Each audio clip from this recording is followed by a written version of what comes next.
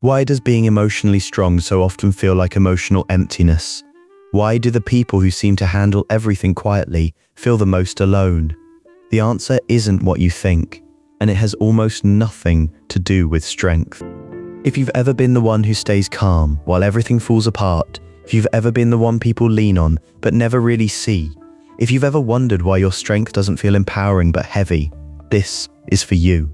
Because today, we're exploring what emotional strength really is, where it comes from, and why beneath the surface, it may be quietly costing you far more than you realize. There's someone like this in almost every life. Let's call him Noah. Noah is the calm one, the reliable one, the one who doesn't fall apart. When something goes wrong, people call Noah. When emotions run high, Noah stays grounded. When others cry, Noah listens. When others panic, Noah fixes. From the outside, Noah looks steady, composed, mature, strong. But late at night, when his phone is quiet and the lights are low, something else shows up.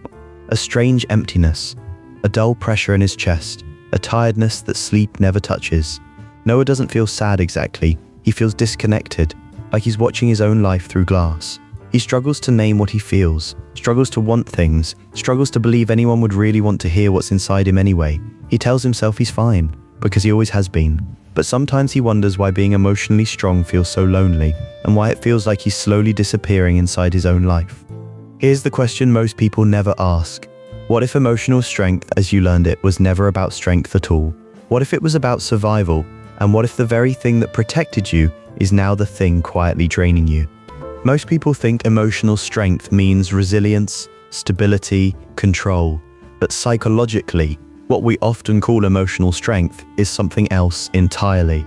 It is emotional self-containment, the ability to feel without showing, to endure without leaning, to carry without asking. And this rarely develops because life was gentle.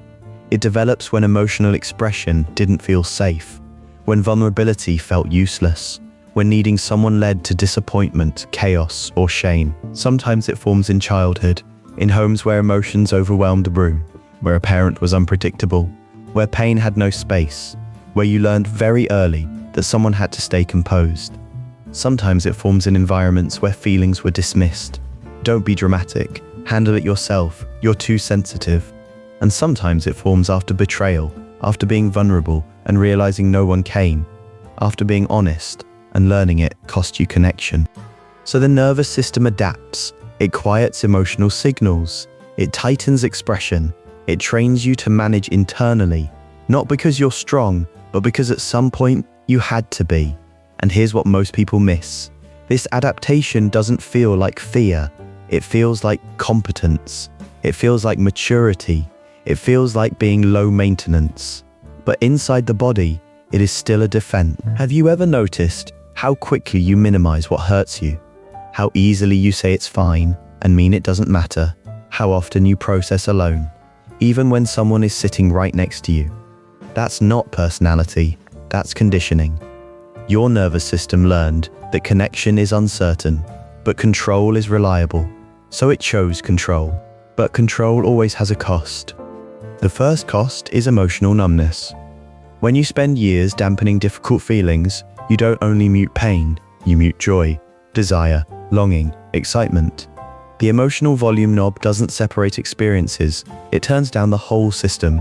So life starts to feel flatter, quieter, less vivid. You may recognize this as emptiness, or boredom, or that strange sense that nothing quite reaches you anymore. You're not dramatically depressed, you still function, you still achieve, you still help, but something inside you rarely moves. And here's the quiet tragedy. The world praises this version of you. You're stable, dependable, easy to be around.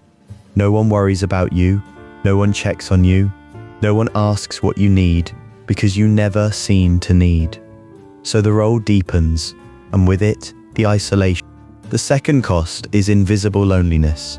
Emotionally strong people are often surrounded but rarely met. People come to you with chaos, with confusion, with fear, and you hold it. But when it's your turn, you hesitate. You don't want to burden, you don't want to explain, you don't want to discover, no one knows what to do with you. So you keep conversations light, functional, controlled, and slowly, relationships orbit your surface. You're present, but not revealed. You might recognize this in moments where you're laughing with friends, yet feel strangely separate. In relationships where someone knows your routines, but not your inner world. In conversations where you support deeply, but share vaguely. This is the paradox of emotional strength. It makes you useful, but not easily known. And what you don't realize at first is that being unseen doesn't just hurt emotionally. It changes how your brain experiences connection. The nervous system learns that closeness means giving, not receiving, holding, not being held. So even when someone offers presence, something in you stays braced, waiting, monitoring, managing, and intimacy begins to feel tiring instead of nourishing. The third cost is a distorted sense of identity. When you are valued primarily for stability, you slowly become it.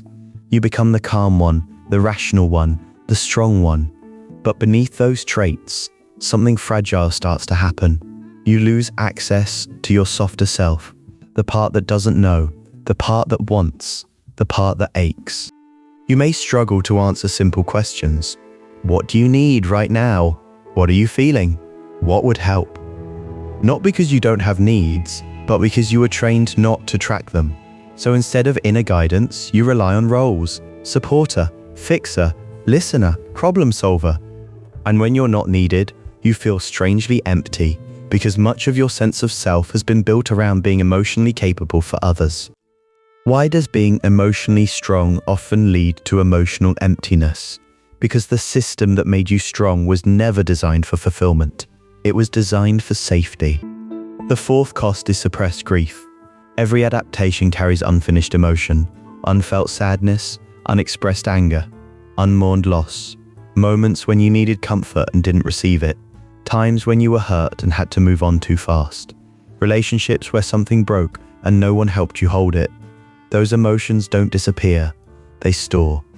In the body, in tension, in fatigue, in that heavy quiet you can't explain. Sometimes they show up as burnout, sometimes as detachment, sometimes as sudden waves of feeling that seem to come from nowhere. And because you are emotionally strong, you often pathologize yourself when this happens. What's wrong with me? Why am I like this? I should be past this. But what you're experiencing isn't weakness, it's backlog. Emotion delayed, not resolved. Your system asking for what it never got time to receive. The fifth cost is nervous system exhaustion. Always regulating yourself means you are always working internally, monitoring tone, filtering reactions, stabilizing emotion, holding perspective. This constant internal management activates the same biological systems involved in threat response. Your body remains subtly vigilant, even in rest, even in relationships, even in silence. So you may feel tired without reason, disconnected without sadness, unmotivated without depression. This isn't laziness, it's the fatigue of being your own emotional container for too long. And here's the deepest layer. Emotionally strong people often struggle to receive care, not because they don't want it, but because their nervous system never learned how. Receiving requires softening, lowering control, letting someone affect you. And for a system built on self-regulation, that feels dangerous. So even when love is offered, it may not land. Even when someone listens, part of you stays distant. Even when you open up, you often explain instead of feel. You tell stories, but you don't always arrive. This is where being emotionally strong, quietly, becomes emotionally lonely. So what do you do with this? First, you stop calling it brokenness. What you're experiencing is coherence. Your nervous system is functioning exactly as it learned to. You adapted to your environment. You regulated when regulation wasn't available. You stabilized when stability was needed. That is not weakness. That is intelligence. But survival strategies are not meant to become life strategies. And noticing this pattern is not the end. It's the beginning. Not of fixing, but of softening. Of letting emotions take up a little more space. Of letting needs become slightly more visible. Of letting small moments of support reach you instead of stopping at the surface. This doesn't start with grand vulnerability. It starts with micro-permission, admitting when you're tired, naming when something affected you, letting someone sit with you instead of immediately reassuring them. And when discomfort arises, when the urge to minimize, joke, or withdraw shows up, you don't force it away.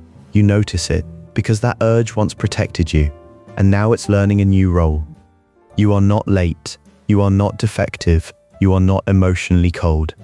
You are a system that learned to carry itself, and slowly, you are allowed to learn how to be carried too. Being emotionally strong helped you survive, but you were never meant to survive forever.